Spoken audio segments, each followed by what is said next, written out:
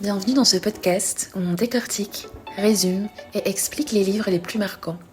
L'idée est simple, te permettre de comprendre un roman, même si tu ne l'as pas lu, ou si tes souvenirs sont flous.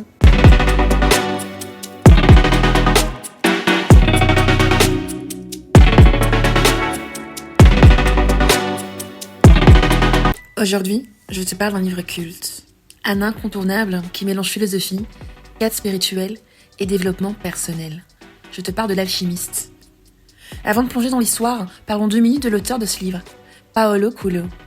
Ce Brésilien est un des auteurs les plus lus au monde. Il a une écriture simple, presque poétique, qui touche des millions de lecteurs. L'Alchimiste, publié en 1988, est son œuvre phare. Mais ce n'est pas son seul succès.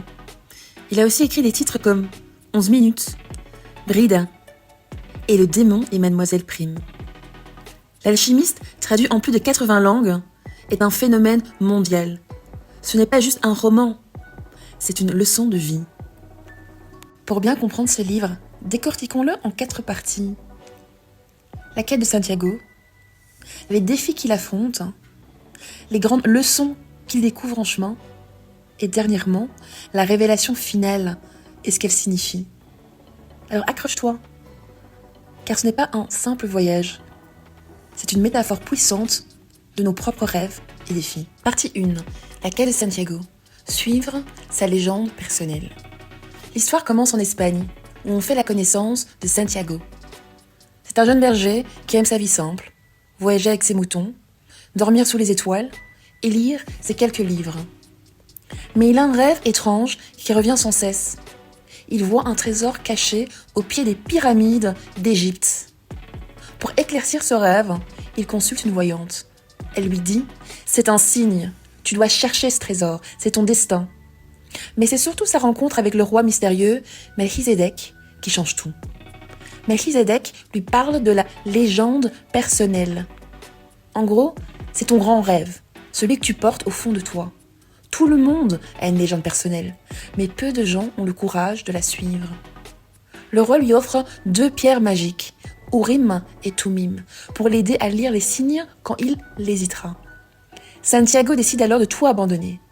Il vend son troupeau et part en quête de son trésor. Partie 2. Les défis sur la route, quand l'échec devient une leçon. Une fois arrivé au Maroc, tout s'effondre. Santiago se fait voler tout son argent par un escroc. Le rêve des pyramides semble s'éloigner, mais il refuse de renoncer. Il trouve un travail chez un marchand de cristaux et transforme ce commerce presque abandonné en une vraie réussite. Pourquoi ? Parce qu'il innove, il prend des risques et il apprend. Ce passage montre déjà une première grande leçon. Chaque échec peut devenir une opportunité si tu changes de perspective. Partie 3.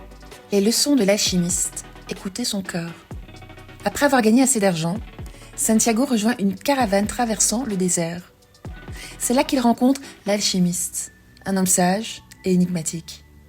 Il devient son mentor et lui enseigne 3 grandes vérités. Premièrement, écoute ton cœur. Même s'il a peur ou doute, il connaît le chemin. Deuxièmement, l'univers conspire à réaliser tes rêves. Quand tu poursuis ta légende personnelle, tout semble s'aligner pour t'aider. Troisièmement, chaque obstacle a une raison d'être. Il te prépare pour ce qui t'attend. Santiago apprend aussi à déchiffrer les omens, ces signes que la vie nous envoie pour nous guider. Petit à petit, il se rapproche de son trésor, mais surtout, il découvre sa propre force intérieure. Partie 4. La grande révélation. Le trésor était tout près. Arrivé aux pyramides, Santiago commence à creuser. Mais des bandits surgissent et le capturent. L'un d'eux lui confie « J'ai eu un rêve stupide moi aussi. Il disait qu'il y avait un trésor enterré en Espagne, sous un sycomore, dans une vieille église abandonnée. » Santiago comprend alors que son trésor était là où tout a commencé. Il retourne en Espagne et découvre effectivement un coffre rempli de richesses. Mais le vrai trésor, ce n'est pas l'or, c'est le voyage, les leçons et la transformation personnelle qu'il a vécue.